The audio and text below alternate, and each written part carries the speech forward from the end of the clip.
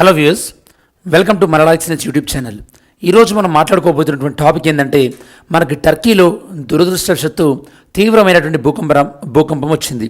మరి ఒక టర్కీలో భూకంపం వచ్చినటువంటి ఈ సందర్భంలో అసలు మనకి ఒక కాంపిటేటివ్ ఆస్పిరెంట్గా మనం ఏ అంశాలను చూడాలి, అసలు ఇలాంటి భూకంపాలు ఎందుకు వచ్చినాయి ఇప్పుడు టర్కీలో, మరి దానికి సంబంధించినటువంటి అంశాలు మనం తెలుసుకోవాలి కదా. సో ఈ పాయింట్ ఆఫ్ వ్యూలో ఒకసారి మనం టర్కీ భూకంపం అనేటువంటి టాపిక్ ఏదైతే ఉందో దీనికి సంబంధించినటువంటి సమగ్రమైన విశ్లేషణ అనేది ఒకసారి మనం చేయడానికి ట్రై చేద్దాం స్టూడెంట్స్. ఈ వీడియోలో మనం కొన్ని మ్యాప్స్ కూడా మనం చెక్ చేద్దాం. అసలు ఈ యొక్క భూకంపం ఎక్కడొచ్చింది, ఎలా, దీనికి కారణాలేంది, అలానే అసలు భూకంపాలు ఎందుకు వస్తుంటాయి, అందులో భాగంగా మనకి ఎర్త్లో ఉన్నటువంటి లేయర్స్, భూకంపం అంటే ఎర్త్క్వేక్ సంబంధించినటువంటి కొన్ని ఇంపార్టెంట్ వర్డ్స్ అంటే లైక్ ఎపి సెంటర్ అంటే ఏంటి, ఫోకస్ అంటే ఏంటి, అలానే ఫాల్ట్ లైన్ అంటే ఏంది, ఇలాంటివి తెలుసుకుంటాం. అలానే ప్రపంచవ్యాప్తంగా భూకంపాలు ఎక్కడ ఎక్కువ వచ్చే అవకాశం ఉంది, ఇండియాలో ఎక్కడ ఎక్కువ వచ్చే అవకాశం ఉంది, భూకంపాలు రావడానికి కారణాలేంటి, దాంతోపాటు టర్కీలో భూకంపం అంటే ఏ ప్రాంతంలో వచ్చింది, అలానే ఈ యొక్క టర్కీ భూకంపం వల్ల ఎందుకు ఇంత తీవ్రమైనటువంటి ప్రాణ నష్టం సంభవించింది అనే పాయింట్స్ అన్ని కూడా మనం డిస్కస్ చేద్దాం ఇక్కడ. సరే, ఫస్ట్ మనం ఒకసారి సిలబస్ మ్యాపింగ్లో చూసినట్టయితే ఇది మనకి UPSC general studies paper 1 geography of the world అన్న పాయింట్ ఆఫ్ వ్యూలో important. Geography of the world ఇది మనకి, దాంతోపాటు జిఎస్ పేపర్ 3 డిజాస్టర్ మేనేజ్మెంట్ అన్న పాయింట్ ఆఫ్ వ్యూలో కూడా చాలా చాలా ఇంపార్టెంట్. ఇది మనకి యూపీఎస్సీ. అదే మనకి టీఎస్పీఎస్సీ గ్రూప్ 1 మెయిన్స్లో పేపర్ 4లో ఇంపార్టెంట్. పేపర్ 4లో మనకి డెవలప్మెంట్ అండ్ ఎన్విరాన్మెంటల్ ప్రాబ్లమ్స్ ఈ పాయింట్ ఆఫ్ వ్యూ యూజ్ అవుతుంది. APSC paper group 1లో mains paper 2లో మనకి జాగ్రఫీలో India and Andhra Pradesh, geography of India and ఆంధ్రప్రదేశ్లో మనకి environmental geography, natural hazards, earthquakes అని ఉంది కదా, ఏపీఎస్సీలో మనకి ఇక్కడ యూజ్ అవుతుంది అనమాట. అలానే మనకి రాబోయేటటువంటి గ్రూప్ 2 అండ్ ఎస్ఐ మెయిన్స్ ఎగ్జామ్లో కూడా మనకి ఒక ఎర్త్క్వేక్ పైన జాగ్రఫీ పాయింట్ ఆఫ్ వ్యూలో క్వశ్చన్స్ ఫ్రేమ్ చేయొచ్చు. సరే, సో ఇవన్నీ డిస్కస్ చేసే కన్నా ముందు మనకి సిలబస్ మ్యాపింగ్ అయిపోయిన తర్వాత వీడియో డిస్కస్ చేసే కన్నా ముందు ఈ వీడియోలో మనం ప్రధానంగా ఏం మాట్లాడుకోబోతున్నాం, ఇది వార్తల్లో ఎందుకు ఉంది, అలానే ఎర్త్క్వేక్స్ అంటే ఏంటి, అసలు ఎర్త్క్వేక్స్కి ప్రధానంగా కారణాలేంటి, మరి ఎర్త్క్వేక్స్ మనం ఎలా కొలుస్తాం, దాని తర్వాత టర్కీ ఎందుకు ఇంత ఎర్త్క్వేక్స్ వచ్చే అవకాశం ఉంది టర్కీలో, దాంతోపాటు షాలో ఎర్త్క్వేక్, ఎప్పుడైనా సరే ఎర్త్క్వేక్ భూమి నుంచి ఎంత లోతులో వస్తే మనకంత సేఫ్, అదే భూమిలో తక్కువ లోతులో వచ్చిందనుకోండి, అంటే తక్కువ డెప్త్లో వచ్చిందనుకోండి ఎర్త్క్వేక్, అప్పుడు ఏమవుతుంది, టూ మచ్ ఆఫ్ ఎనర్జీ అనేది ఎర్త్ సర్ఫేస్ మీదకి వస్తుంది, కాబట్టి అప్పుడు ఎర్త్ పైన ఉన్న మనకి చాలా డ్యామేజింగ్ ఉంటుంది. కాబట్టి ఎర్త్క్వేక్ ఇంటెన్సిటీ అనేది ఎప్పుడైనా సరే దాని యొక్క డెప్త్నెస్ తగ్గిన కొద్దీ దాని యొక్క ఇంటెన్సిటీ పెరుగుతుందన్నమాట. అది మనం చెక్ చేసుకోవాలి. సరే, ఇదంతా డిస్కస్ చేసే కన్నా ముందు ఫస్ట్ మనకు బేసిక్ ఇన్ఫర్మేషన్ డిస్కస్ చేద్దాం స్టూడెంట్స్. ఆ బేసిక్ ఇన్ఫర్మేషన్ ఏంటంటే, ఇప్పుడు మనకి ఎర్త్క్వేక్ అనేది ప్రధానంగా ఈ యొక్క టర్కీ, దాంతోపాటు సిరియా బౌండరీలో వచ్చింది. కాబట్టి ఈ ఎర్త్క్వేక్ వల్ల ప్రధానంగా నష్టపోయినటువంటి దేశాలు ఏంటంటే, నెంబర్ 1 టర్కీ, నెంబర్ 2 సిరియా. ఈ రెండు ఇన్ఫర్మేషన్ తెలియాలి ఫస్ట్ మీకు. ప్రధానంగా ఏ రెండు దేశాల్లో వచ్చింది, టర్కీ, సిరియా. దాని తర్వాత నెక్స్ట్ మీకు అర్థం కావాల్సింది ఏంటంటే, ఈ యొక్క ఎర్త్క్వేక్స్ ఎలా వస్తాయో ఒకసారి చెక్ చేయాలి స్టూడెంట్స్. దాని తర్వాత మనం ఫర్దర్గా చూద్దాం ఒకసారి ఎర్త్క్వేక్ ఎలా వస్తాయో చెక్ చేసినట్టయితే కనుక. సరే, ఇప్పుడు దానికన్నా ముందు న్యూస్లో ఎందుకు వచ్చింది, ఈ యొక్క టర్కీలో ఎర్త్క్వేక్ వచ్చింది కాబట్టి ఇప్పుడు దీన్ని మనం న్యూస్లో డిస్కస్ చేస్తున్నాం. నెక్స్ట్ మీకు అర్థం కావాల్సింది ఎర్త్క్వేక్ అంటే ఏంది. ఎర్త్క్వేక్స్ అంటే ఎర్త్ అనేది షేక్ అవ్వడం అనమాట. సింపుల్గా చెప్పాలంటే, మీరు ఒక బౌల్లో వాటర్ తీసుకొని ఆ వాటర్లో ఐస్ క్యూబ్స్ వేసారనుకోండి, ఐస్ క్యూబ్స్ ఒకదానికొకటి ఈ యొక్క కొలాయిడ్ అయిన కొద్దీ, అంటే ఢీ కొట్టిన కొద్దీ మనకు ఎనర్జీ రిలీజ్ అవుతుంది కదా, అలా ఎనర్జీ రిలీజ్ అవ్వడాన్ని మనం ఇక్కడ ఎర్త్క్వేక్ అనొచ్చు అనమాట. అంటే ఈ యొక్క ఎర్త్క్వేక్లో మనకి ఎనర్జీ రిలీజ్ అవుతుంది. మరి ఆ రిలీజ్ అయినటువంటి ఎనర్జీని మనం ఏమంటాం, సిస్మిక్ వేవ్స్ అంటారు అనమాట. అంటే భూకంప తరంగాలు, సిస్మిక్ వేవ్స్ అంటారు అనమాట. మరి ఎక్కడైతే ఎర్త్క్వేక్స్ స్టార్ట్ అవుతుందో, స్టార్ట్ అయ్యేదాన్ని మనం ఎపి సెంటర్ అంటాం అనమాట. స్టార్ట్ అయ్యేదాన్ని ఎపి సెంటర్. దాంతోపాటు మనకి ఇక ఎర్త్ సర్ఫేస్, ఓకే, స్టార్ట్ అయ్యేదాన్ని మనం ఫోకస్ అంటాం. అలానే ఎర్త్ సర్ఫేస్ పైన ఎక్కడైతే కనుక మనకు ఉంటుందో దాన్ని మనం ఎపి సెంటర్ అంటాం. ఇక్కడ మీరు మ్యాప్లో చూడొచ్చు. సరే, ఎక్కడైతే కనుక ఎర్త్క్వేక్ స్టార్ట్ అవుతుందో అక్కడ దాన్ని మనం ఫోకస్ అంటాం. దానిపైన ఎగ్జాక్ట్గా ఉన్న ప్రాంతాన్ని మనం ఎపి సెంటర్ అంటారనమాట. మరి మీకు ఇంకో క్లారిటీ రావాలంటే ఫస్ట్ మీకు ఎర్త్ యొక్క లేయర్స్ తెలియాలి స్టూడెంట్స్. ఎర్త్ అనేది మనకు ఆనియన్ ఎలా ఉంటుందో అలానే మనకి ఎర్త్లో డిఫరెంట్ లేయర్స్ ఉంటాయి. ఆ లేయర్స్ని మీరు ఇక్కడ చూసినట్టయితే కనుక టాప్ మోస్ట్ లేయర్ని మనం క్రస్ట్ అంటాం. క్రస్ట్, దాని తర్వాత మనకి క్రస్ట్ తర్వాత మ్యాంటిల్, మ్యాంటిల్ తర్వాత కోర్ ఉంటుంది. ఈ మ్యాంటిల్లో మళ్ళీ మనకి అప్పర్ మ్యాంటిల్, లోవర్ మ్యాంటిల్ అని ఉంటుందన్నమాట. ఓకే, అప్పర్ మ్యాంటిల్ దాంతోపాటు లోవర్ మ్యాంటిల్. మీకు ఏదైతే బాగా గుర్తుపెట్టుకోండి స్టూడెంట్స్, ఈ యొక్క upper mantle and lower mantle, okay, ఈ యొక్క వీటి మధ్యలో మనకి ఆస్ట్రోస్పియర్ ఉంటుంది. ఆస్ట్రోస్పియర్ మరి యొక్క ఎర్త్ యొక్క క్రస్ట్ దాంతోపాటు అప్పర్ మ్యాంటిల్, ఎర్త్ యొక్క క్రస్ట్ మరియు అప్పర్ మ్యాంటిల్, ఇవి రెండింటిని కలిపి అంటే ఆస్ట్రోస్పియర్ పైన ఉండేదాన్ని, అంటే సింపుల్గా చెప్పాలంటే ఎర్త్లో మీకు ఫస్ట్ లేయర్ ఉండేదాన్ని క్రస్ట్ అంటాం, దాని తర్వాత ఉండేదాన్ని మనం మ్యాంటిల్ అంటాం, దాని తర్వాత ఉండేదాన్ని మనం యొక్క కోర్ అంటారు అనమాట. మరి యొక్క మ్యాంటిల్లో మళ్ళీ మనకి అప్పర్ మ్యాంటిల్, లోవర్ మ్యాంటిల్ ఏ విధంగా సెపరేట్ అవుతుంది? ఇది మనకి ఈ యొక్క ఆస్ట్రోస్పియర్ ద్వారా సెపరేట్ అవుతుంది. ఇలా సపరేట్ అయినటువంటి ఆస్ట్రోస్పియర్ పైన ఉన్నదాన్ని అంటే ఈ యొక్క క్రస్ట్ దాంతోపాటు ఈ యొక్క ఇక్కడ మనకి పైన ఉన్నదాన్ని క్రస్ట్ అంటాం, దాంతోపాటు అప్పర్ మ్యాంటిల్, ఈ రెండింటిని కలిపి మనం ఏమంటామంటే లిథోస్పియర్ అంటాం స్టూడెంట్స్. ఈ రెండింటిని కలిపి మనం ఏమంటాం? లిథోస్పియర్. మరి మన ఎర్త్ మొత్తం ఒకే లిథోస్పియర్ పైన ఉందా అంటే లేదు. ఎర్త్ మొత్తం కూడా మనకి డిఫరెంట్ అంటే మొత్తం మన భూమిపై ఉన్నటువంటి లిథోస్పియర్ మొత్తం కూడా డిఫరెంట్ ప్లేట్స్ లాగా విడిపోయిందనమాట.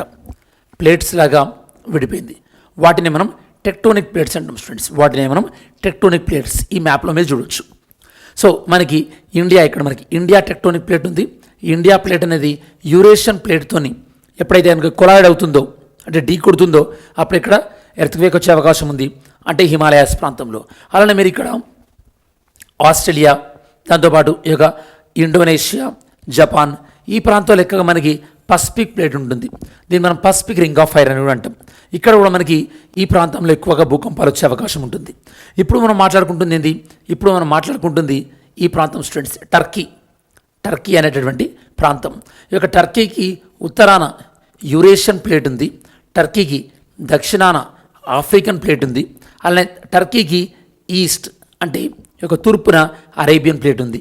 అంటే ఇప్పుడు మనం మాట్లాడుకున్నటువంటి వీడియోలో నెక్స్ట్ మనం యూరేషియన్ ప్లేట్ అంటే టర్కీకి నార్త్లో ఉంది, అలానే ఆఫ్రికన్ ప్లేట్ అంటే టర్కీకి సౌత్లో ఉంది, అలానే టర్కీకి ఈస్ట్ సైడ్లో ఉన్నదని అరేబియన్ ప్లేట్ అంటున్నాం. ఇవి బాగా గుర్తుపెట్టుకోండి. మరి టర్కీ ఉన్నది ఆ ప్రాంతాన్ని ఏమంటున్నాం మనం? ఆ ప్రాంతాన్ని అనటోలియా బ్లాక్ అంటున్నాం. దాన్ని ఏమంటాం స్టూడెంట్స్? Anatolia black. దీన్ని మనం చెప్పొచ్చు. ఇక్కడ మీకు చూడొచ్చు కదా, అనటోలియన్ ప్లాట్యూ అనేది టర్కీ ఉంది. సో మీకు ఇప్పుడు సింపుల్గా చెప్పాలంటే టర్కీ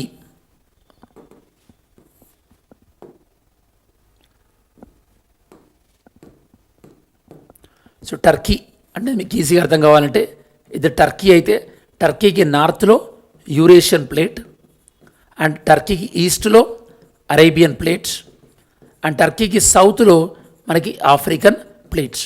ఇప్పుడు ఏమవుతుందంటే ఈ ఆఫ్రికన్ ప్లేట్స్ నార్త్ వైపుగా ప్రయాణిస్తుంది. అంటే టర్కీ ఏమవుతుంది? టర్కీ ఈ యొక్క యూరోపియన్ ప్లేట్తోని ఈ యొక్క కొలైడ్ అవుతుంది అనమాట. ఇక్కడ యూరేషియన్ ప్లేట్తో కూడా టర్కీకి ప్రెషర్ ఉంది, కాబట్టి టర్కీ ఇలా సైడ్ వేస్కి జరుగుతుందన్నమాట. ఓకే, ఇది ప్రధానంగా జరుగుతున్నటువంటి అంశం. ఇప్పుడు మీకు అర్థమైంది కదా. సరే, మరి టర్కీ ఈ యొక్క యూరేషియన్ ప్లేట్తోనే టర్కీకి బౌండరీ ఉందన్నాం, అలానే టర్కీకి అరేబియన్ ప్లేట్తో కూడా బౌండరీ ఉందన్నాం. మరి ఈ బౌండరీలను ఏ పేరుతో పిలుస్తున్నాం మనము? ఈ బౌండరీని మనం ఏ పేరుతో పిలుస్తున్నామో ఒకసారి అది కూడా చెప్తాను, దాంతో మీకు క్లారిటీ ఉంటుంది స్టూడెంట్స్. ఇక్కడ ఈ మ్యాప్లో మీరు చూడొచ్చు. ఫ్రెండ్స్ ఏం చూడొచ్చు? టర్కీకి యూరేషియన్ ప్లేట్తో ఉన్నటువంటి బౌండరీని మనం ఏమంటున్నామంటే నార్త్ అనటోలియన్ ఫాల్ట్ అంటున్నాం. ఫాల్ట్ అంటే ఏంటంటే టెక్టోనిక్ ప్లేట్కి మధ్యలో బౌండరీ ఉంటుందన్న కదా, దీన్ని మనం ఫాల్ట్ అంటాం. ఓకే, దీన్ని మనం అనటోలియన్ ప్లాట్ అంటున్నాం. టర్కీ ఉండేదాన్ని, టర్కీకి దాంతోపాటు యూరేషియన్ ప్లేట్కి ఉండేటటువంటి దాన్ని నార్త్ అనటోలియన్ ప్లేట్ అంటున్నాం. అలానే టర్కీకి దాంతోపాటు అరేబియన్ ప్లేట్కి మధ్య ఉండేదాన్ని ఈస్ట్ అనటోలియన్ ప్లేట్ ఫాల్ట్ అంటున్నాం. మనకు జనరల్గా టర్కీలో ఎక్కువగా అంటే చాలా తీవ్రంగా భూకంపాలు వచ్చేవి ఎక్కడ అంటే మనకి నార్త్ అనటోలియన్ ఫ్లాట్ ఇక్కడ మనకి ఎక్కువ భూకంపాలు వస్తాయి. కాకపోతే ఈసారి వచ్చినటువంటి భూకంపం మనకి ఈస్ట్ అనటోలియన్ ఫాల్ట్ ఇక్కడ ఎక్కువ భూకంపం వచ్చింది. ఈసారి వచ్చిన భూకంపం వల్ల చాలా నష్టం తీవ్రత ఎందుకుందంటే, నెంబర్ 1 ఈ భూకంపం యొక్క తీవ్రత ఎక్కువ. సెకండ్, ఈ భూకంపం అనేది మన ఎర్త్లో షాలో తక్కువ డెప్త్లో వచ్చింది. దాంతోపాటు మూడవది ఏంటంటే ఈ యొక్క భూకంపం అనేది టర్కీ, సిరియా రెండిట్లలో వచ్చింది. సిరియాలో అంతర్యుద్ధం, సివిల్ వార్ వల్ల చాలామంది టర్కీకి వలస వెళ్ళి అక్కడ తాత్కాలికమైనటువంటి నివాసాల్లో ఉంటున్నారు కాబట్టి అవి చాలా మటుకు కూలిపోయినాయి. దీనివల్ల టర్కీలో విపరీతమైనటువంటి విధ్వంసం కలిగింది. అంటే ఇప్పుడు ఓవరాల్గా మీకు భూకంపాలు ఎలా వస్తాయి అంటే మీకు ఆస్ట్రోనోస్పియర్ అంటే ఏంది, అలాంటి టెక్టోనిక్ ప్లేట్స్ అంటే ఏంది, అలానే ఈ యొక్క టర్కీ ఏ టెక్టోనిక్ ప్లేట్స్ చుట్టూ ఉంది, అలాంటి టర్కీకి ఉత్తరాన ఉండేదాన్ని నార్త్ అనటోలియన్ ఫాల్ట్, టర్కీకి ఈస్ట్ సైడ్ ఉండేదాన్ని ఈస్ట్ అనటోలియన్ ఫాల్ట్ అంటున్నాం. ఇప్పుడు వచ్చినటువంటి ఎర్త్క్వేక్ మనకి ఈస్ట్ అనటోలియన్ ఫాల్ట్లో వచ్చింది అని కూడా మనం చెప్తున్నాం స్టూడెంట్స్. ఇది మీకు ఓవర్వ్యూ అర్థం కావాల్సినటువంటి అంశం. ఒకసారి మనకి ఇది అర్థమైన తర్వాత ఇంకా మనం ఏమేమి నేర్చుకోవచ్చు, ఇంకేం నేర్చుకోవచ్చు అంటే కనుక మరి మనకి ఎర్త్క్వేక్ ఎప్పుడైతే వస్తుందో, ఎర్త్క్వేక్ వచ్చినప్పుడు ఉండేటటువంటి వేవ్స్ని ఫస్ట్ అంటే ఎర్త్క్వేక్ రాగానే మనకి రిలీజ్ అయ్యే వేవ్స్ని మనం ఏమంటామంటే ప్రైమరీ వేవ్స్ అంటారు అనమాట. Primary waves. ఈ ప్రైమరీ వేవ్స్ అనేది సాలిడ్ నుండి, లిక్విడ్ నుండి, గ్యాసెస్ నుంచి అంటే 3 పదార్థాల నుంచి కూడా ఇవి ట్రావెల్ అవుతాయి. దాని తర్వాత ప్రైమరీ వేవ్స్ తర్వాత వచ్చే వాటిని మనం సర్ఫేస్ ఎస్ వేవ్స్ అంటారు అనమాట. ఇవి కేవలం సాలిడ్స్ ద్వారా మాత్రమే ట్రావెల్ అవుతాయి. Okay, yes waves. దాని తర్వాత వచ్చే మనకి సర్ఫేస్ వేవ్స్. ఇవి యొక్క భూకంపం వచ్చిన తర్వాత ఈ సర్ఫేస్లో జనరేట్ అయ్యేటటువంటి వాటిని మనం సర్ఫేస్ వేవ్స్ అంటాం. ఈ విధంగా earthquake different P waves, yes waves and surface waves. చెప్పాలంటే మనకి సర్ఫేస్ వేవ్స్కి మన దగ్గరగా ఉంటేనంటే అంటే సర్ఫేస్ వేవ్స్ ఎక్కడైతే స్టార్ట్ అవుతాయో అంటే మనకి ఎపిసెంటర్కి మన దగ్గరలో ఉన్నట్టయితే కనుక ఎర్త్క్వేక్ ప్రెషర్ చాలా చూడాల్సి వస్తుంది. ఆ ఎపిసెంటర్కి దూరంగా ఉన్నట్టయితే కనుక ఎర్త్క్వేక్ ప్రెషర్ అనేది తక్కువగా ఉంటుంది స్టూడెంట్స్. ఎపిసెంటర్ దాంతోపాటు ఫోకస్ అనేది మనం డిస్కస్ చేసాం కదా. అలానే ఇక్కడ మీరు చూసినట్టయితే కనుక మరి కాజెస్ ఎర్త్క్వేక్ కారణాలేంది, టెక్టోనిక్ ప్లేట్స్ మధ్యలో మూమెంట్, ఈ మూమెంట్ వల్ల రిలీజ్ అయ్యేటటువంటి ఎనర్జీ అది కానీ, లేదా వాల్కానిక్ ఎరప్షన్ అంటే సముద్రం లోపల అగ్నిపర్వతాలు బద్దలవడం వల్ల, లేదా హ్యూమన్ యాక్టివిటీస్ అంటే మనం ఏదైనా మైనింగ్ని బ్లాస్ట్ చేయడం వల్ల, ఇలాంటి కారణాల వల్ల కూడా మనకి ఎర్త్క్వేక్ వస్తుంటుంది అనమాట. మరి ఎర్త్క్వేక్స్ని ఎలా మెజర్ చేస్తారు? సెస్మోమీటర్స్, సెస్మిక్ వేవ్స్ని మెజర్ చేస్తారు. అలానే రిక్టర్ స్కేల్ అంటే ఎర్త్క్వేక్లో రిలీజ్ అయినటువంటి ఎనర్జీని కొలవడానికి. అలానే ఎర్త్క్వేక్లో ఉన్నటువంటి డ్యామేజ్ని కొలవాలంటే మనకి మెర్కెల్లీ స్కేల్ అనేదాన్ని యూజ్ చేస్తుంటారు స్టూడెంట్స్. ఓకే, సరే. మనకి డిస్ట్రిబ్యూషన్ అంటే ప్రపంచవ్యాప్తంగా ఎర్త్క్వేక్స్ ఎక్కువగా ఏ ప్రాంతంలో ఉన్నాయంటే కనుక సుమారుగా మనకి ఇంతకుముందు పసిఫిక్ బెల్ట్ అని చెప్పాను కదా, అక్కడ మనకి 81% ఎర్త్క్వేక్స్ వస్తున్నాయి స్టూడెంట్స్. ఇక్కడ మీకు ఎర్త్క్వేక్ అనేది వోల్కానో బర్స్ట్ అవడం వల్ల కూడా వస్తుందని చెప్పాను కదా. లాస్ట్ ఇయర్ అంటే 2022 అనుకుంటా, 2022లో లేకపోతే 2021 ఎండింగ్లోనో మనకి మెరియానా ట్రంచ్ వల్ల ఒక వోల్కానో బర్స్ట్ అయింది స్టూడెంట్స్. చాలాసార్లు న్యూస్లో ఉంది. ఆ వోల్కానో పేరేంది నేను క్లూ కూడా ఇస్తున్నాను. అది మనకి మెరియానా ట్రెంచ్ దగ్గరగా ఉంది. ఆ వోల్కానో పేరేందో మీరు ఆన్సర్ చేయండి students.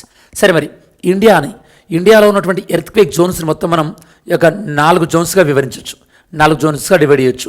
Zone 2, zone 3, zone 4, zone 5. ఇవి మనకి సెస్మిక్ జోన్స్ అని కూడా మనం చెప్పొచ్చు స్టూడెంట్స్. ఓకేనా? సో మనకి ఇప్పుడు ఈ వీడియోలో ఎర్త్క్వేక్ ఎలా వస్తుంది, ఎర్త్క్వేక్ని ఎలా మెజర్ చేస్తాం, టర్కీలో ఎర్త్క్వేక్ రావడానికి కారణం ఏంది, అలానే మనకి షాలో ఎర్త్క్వేక్ వల్ల కలిగేటటువంటి డ్యామేజ్ ఏందో కూడా మనం చూడడం జరిగింది. దాంతోపాటు ఎర్త్ లేయర్స్ కూడా చెక్ చేసాం. దాని తర్వాత ఈ విధంగా టెక్టోనిక్ ప్లేట్స్ మూమెంట్స్ అయినప్పుడు ఎనర్జీ అనేది రిలీజ్ అవుతుంది. దాని ద్వారా మనకి ఎర్త్క్వేక్ వస్తుంది. టర్కీ మెయిన్ రీజన్ ఏంటంటే కనుక ఈ యొక్క టర్కీ చుట్టూ కూడా మనకి ఎర్త్క్వేక్ కలగజేసేటటువంటి ప్లేట్ బౌండరీస్ ఉన్నాయి. ఆ ప్లేట్ బౌండరీస్ని మీరు ఇక్కడ చూడొచ్చు స్టూడెంట్స్. ఒకటి ఏంటంటే నార్త్ అనటోలియన్ ఫాల్ట్, ఇంకోటి east Anatolian fault, Dead Sea transform, దాంతోపాటు సైప్రస్ ఆర్క్. ఈ సైప్రస్ ఆర్క్ అనేది ఏంటంటే ఈ యొక్క ఆఫ్రికన్ ప్లేట్ వచ్చి ఈ యొక్క అనటోలియన్ ప్లేట్ టచ్ చేసేదాన్ని మనం ఈ యొక్క సైప్రస్ ఆర్క్ అని కూడా మనం అంటుంటారు స్టూడెంట్స్. ఓకే, మరి ఈ నేపథ్యంలో నిన్న మనం అడిగినటువంటి క్వశ్చన్ ఏంటంటే, నిన్న వీడియోకి సంబంధించినటువంటి క్వశ్చన్ ఏంటంటే, Atal innovation mission setup under Atal innovation మిషన్ని మనం దేనిలో భాగంగా సెట్ చేయడం జరిగిందంటే కనుక, అంటే ఎవరి ఆధ్వర్యంలో ఉందంటే కనుక నీతి ఆయోగ్ ఆధ్వర్యంలో ఈ యొక్క అటల్ ఇన్నోవేషన్ మిషన్ అనేది పనిచేస్తుంది స్టూడెంట్స్. నెక్స్ట్ ఏంటంటే next question, which of the following statement is not correct? ఇందులో ఏ స్టేట్మెంట్ అనేది కరెక్ట్ కాదు అంటున్నారు. Okay, seismograph provide information regarding the time, location, magnitude. Seismograph అనేది భూకంపం యొక్క టైంని కానీ తీవ్రతను కానీ వీటన్నింటిని చెప్తుంది అంటున్నారు. Okay, next, seismographs located beyond 145 from epicentre record the arrival of P waves only. అంటే ఎక్కడి నుంచి అయితే భూకంపం స్టార్ట్ అవుతుందో దాని నుంచి 145 తర్వాత కేవలం పీ వేవ్స్ మాత్రమే మనం నమోదు చేయొచ్చు అంటున్నాం. Next statement, at a seismic station the first wave to arrive are surface waves. అంటే సెస్మిక్ స్టేషన్ ఎక్కడైతే భూకంపం మనం కొలుస్తామో అక్కడ ఫస్ట్ వచ్చేది సర్ఫేస్ వేవ్స్ అంటున్నారు. జాగ్రత్త విని ఆన్సర్ చేయండి. Next, the intensity of earthquake is measured by Mercalli scale. Mercalli scale ద్వారా ఎర్త్క్వేక్ యొక్క ఇంటెన్సిటీని మనం మెజర్ చేయొచ్చు అంటున్నాం. దీనికి సంబంధించిన ఆన్సర్ ఏందో చెప్పండి స్టూడెంట్స్. మరి మెయిన్స్ పాయింట్ ఆఫ్ వ్యూలో the frequency of earthquakes appears to have increased in the Indian subcontinent. Indian సబ్ కాంటినెంట్లో ఎర్త్క్వేక్స్ ఫ్రీక్వెన్సీ అనేవి పెరిగినాయి. However India's preparedness for mitigating their impact has significant gap. అంటే భారతదేశము వీటి విషయంలో ఎక్కువగా ప్రిపేర్డ్నెస్గా లేదు అంటున్నారు. దీనికి సంబంధించినటువంటి వివిధ అంశాలను పరిశీలించండి. ఇది మనకి మెయిన్స్ పాయింట్ ఆఫ్ వ్యూలో వచ్చేటటువంటి క్వశ్చన్. మరి ఓవరాల్గా ఈ వీడియోలో మనం ఏం డిస్కస్ చేస్తాం స్టూడెంట్స్?